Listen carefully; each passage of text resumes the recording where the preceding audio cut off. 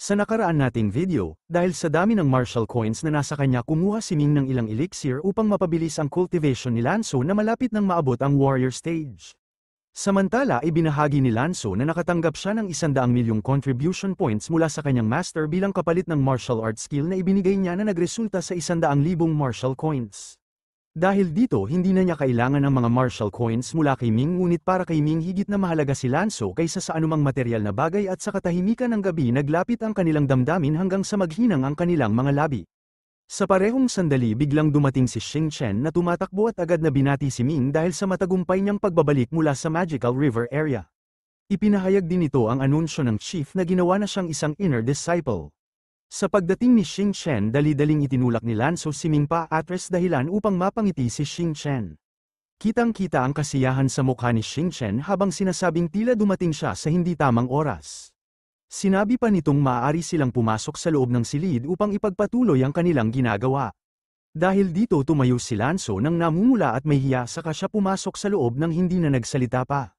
Matapos umalis si Lanzo muling binalingan ni Xing Chen si Ming at muling binati ito sa kanyang pagbabalik at pagiging isang opisyal na inner disciple.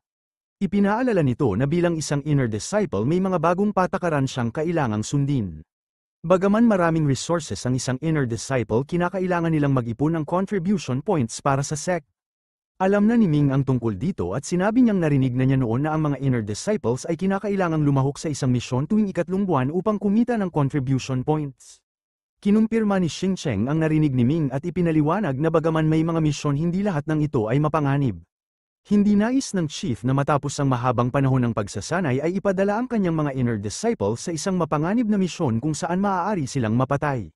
Madali lamang ang karamihan sa mga misyon ngunit pinaalalahanan nito si Ming na mag-ingat dahil marami sa mga inner disciples ang hindi natutuwa sa kanya.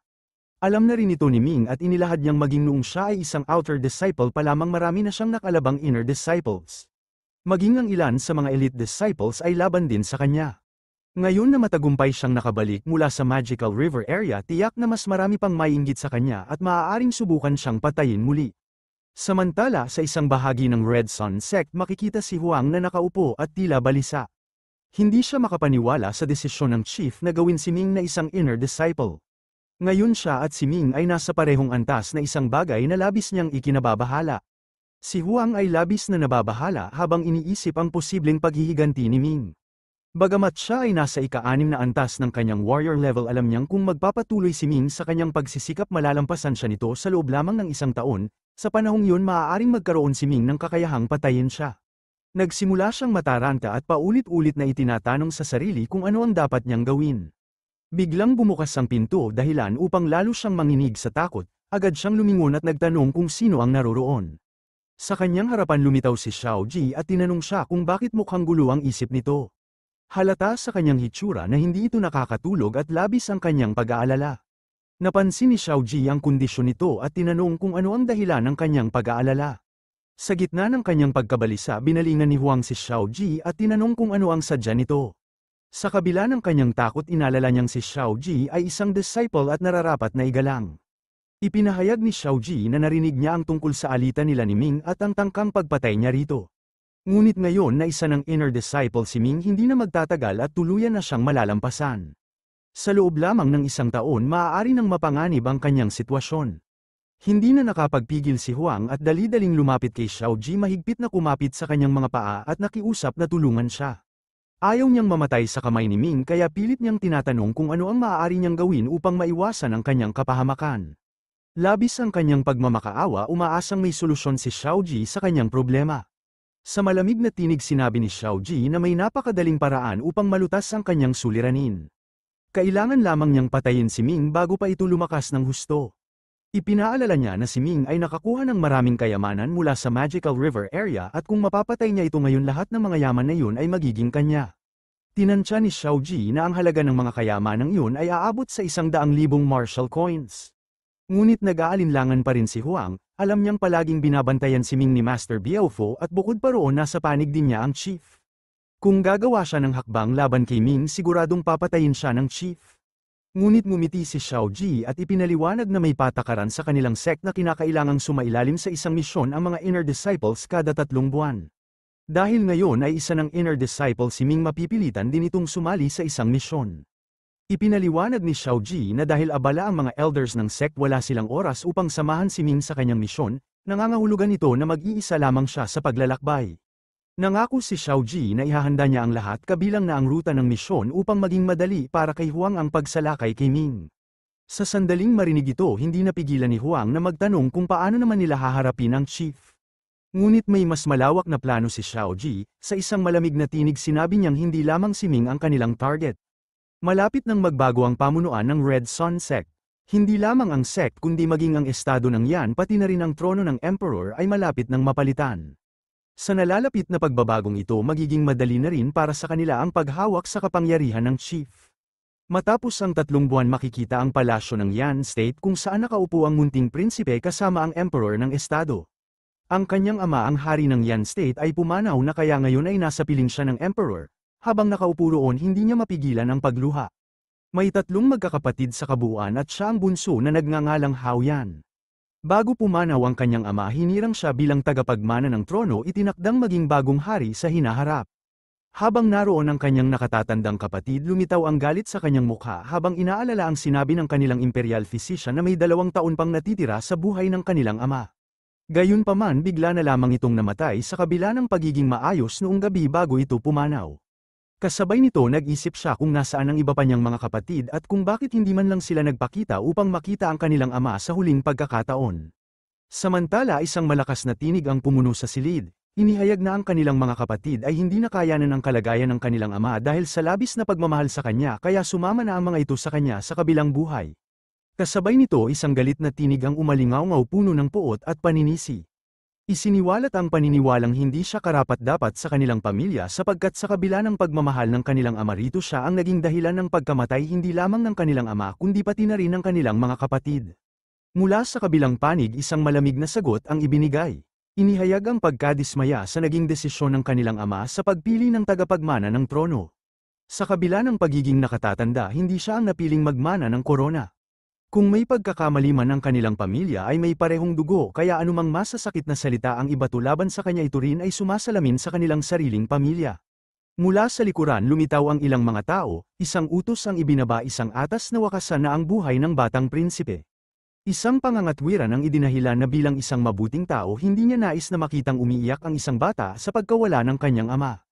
Dahil dito, nararapat lamang na sundan na niya ito. Sa sandaling yun, mabilis na lumapit ang 3 mandirigma upang tuparin ang utos. Gayunpaman, biglang dumating ang bantay ni Hao Yan, inatake ang mga ito at nagawang itulak sila paatras. Isang tinig ang muling narinig, puno ng pangungutya. Inalala ang nakaraan kung paano dinala ng Empress ang kanyang pamilya matapos ang kasal at isinama ang isang mandirigmang ginawang guard. Sa pagpanaw ng Empress, ang proteksyon ay napunta sa anak nito. Isang panghihinayang ang inilahad sapagkat kung ginamit ng Empress ang guard na ito upang protektahan ang sarili, hindi sana siya namatay. Sa halip, isinakripisyo ang sariling kaligtasan para sa anak, dahilan upang siya ang unang mapatay. Sa sandaling yun, isang matinding galit ang bumalot kay Hao Yan, kasabay ng matinding dalamhati na naig ang mas matinding puot. Ngayon malinaw na sa kanya ang katotohanan, ang kanyang ama, mga kapatid at ina, lahat sila ay kinitil sa kamay ng taong nasa kanyang harapan, ang 3 prinsipe, si Yu Yan. Hindi kailanman itinuring ng kanyang ina na isang ampun si Yu Yan, sa halip itinuring siya bilang tunay na anak at pinahalagahan ng lubusan. Ngunit sa harap ng ganitong katotohanan, isang malupit na halakhak ang pumuno sa silid. Tahasang inamin ng kanyang kapatid na siya mismo ang pumatay sa kanilang ina. Hindi lamang yun, inamin din itong pinaslang niya ang kanilang ama at mga kapatid. Walang bahid ng pagsisisi, tahasan itong itinatanong kung ano ang magagawa ni Hao Yan laban sa kanya. Sa harap ng trono, walang halaga ang pagmamahal ng pamilya. Ipinahayag nitong handa siyang wasakin ng sinumang humadlang sa kanya, anuman ang kailangan niyang gawin upang maging hari. Sa sandaling yun, mabilis na hinugot ng bantay ang kanyang espada at humakbang palapit, handang umatake. Mula sa kanyang tinig, bumalot ang galit sa paligid habang isinisigaw ang kasamaan ng taong nasa kanyang harapan. Isa itong halimaw na walang awang pinatay ang sariling pamilya para lamang sa kanyang ambisyon, at ngayon balak nitong patayin pati ang batang prinsipe. Sa kanyang paniniwala, walang karapatan ng isang tulad nito na manatiling buhay, kaya't nararapat na wakasan siya ngayon. Gayunpaman, bago pa niya maitaga ang kanyang espada, isang mabilis at malakas na pag-atake ang dumating mula sa isang hindi nakikitang puwersa. Mabilis siyang sinalakay ng isang malakas na suntok mula sa isang taong bihasa sa 100-step boxing, isang teknik nagmula sa Red Sun sect. Dahil sa biglaang atake na paatras ang bantay na mutawi sa kanyang bibig ang pagkagulat. Alam niyang ang teknik ito ay napakalakas at imposibleng basta-basta lamang matutunan. Kasabay nito isang pana na punong-puno ng enerhiya ang mabilis na lumipad patungo sa kanya. Tumama ito sa kanyang espada dahilan upang lalo siyang mapa-atras ramdam ang matinding pinsala sa kanyang katawan. Napansin niya ang dalawang matandang lumitaw mula sa dilim at mula sa kanilang mga kasuutan agad niyang nakilala kung sino sila. Sa kanyang paglingon ipinahayag niya ang kanyang pagkagulat nang mapagtanto kung sino ang sumusuporta sa ikatlong prinsipe. Hindi niya inasahan na maging ang Red Sun Sect at Shooting Sun Sect ay kumikilos upang palitan ang kasalukuyang pamamahala. Sa kanyang harapan ipinakilala ang isang alagad ng Red Sun Sect na nagngangalang Guangsun habang isa pang elder si Ye Zhao mula sa Shooting Sun Sect ang tumayo sa tabi nito. Sa puntong ito batid ng guard na hindi niya kayang labanan ang mga ito, wala siyang ibang pagpipilian kundi iligtas ang batang prinsipe. Sa kabilang dako, isang bagong misyon ang hinaharap ni Ming, may isang mahalagang kargamento na kinakailangang dalhin sa isang lungsod. Kasama niya ang dalawang inner disciples at ang pangunahing layunin nila ay tiyakin ang seguridad ng dalang kargamento. Gayunpaman hindi naging maganda ang pakikitungo ng dalawang inner disciples kay Ming. Habang nasa biyahe na puno ng sama ng loob ang kanilang isipan, ayon sa kanila kahit na bumalik na si Ming mula sa Magical River area hindi pa rin ito nagpapakita ng respeto sa kanila.